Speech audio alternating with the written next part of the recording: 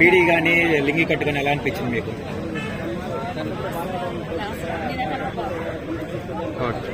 Okay, thank you. Mahesh బాబుతో పాటు Hanuman, Naa Saami Ranga, Saindhav movies వస్తున్నాయి కదా, మహేష్ బాబు డ్యాన్స్ ట్రైలర్ ఎలా అనిపించింది? సూపర్ అనిపిస్తుంది. మహేష్ బాబు గారి డ్యాన్స్ ఎలా అనిపించింది? ఫస్ట్ టైం మస్తు అనిపించింది.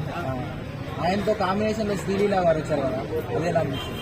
శ్రీలీల డ్యాన్స్ సీరియల్ బాగుంది, అందరికీ బాగుంది, చాలా అంతే. మహేష్ బాబు పిల్లలాగా ఉన్నాడన్న ఆ లుక్స్ చూసి ఏంటంటే ఎవరైనా కానీ స్టన్ అయిపోవాల్సిందే. ఆ బీడీ తాగడం, ఇలా అగ్గిపెట్టిన ఇలా కొట్టడం, ఆ స్టైల్ గా తీస్తా ఉంటే మనం పోక్రీలో చూసాము అన్ని యాంగిల్స్ ఉండే స్టైల్ అనమాట. ఈ సినిమాలో అదే కనపడతా ఉంది. ఇంకా త్రివిక్రమ్ గారు, మహేష్ బాబు గారు కలిసినారంటే మాత్రం అది వేరే లెవెల్లో ఉంటది అనమాట. Especially mass comedy.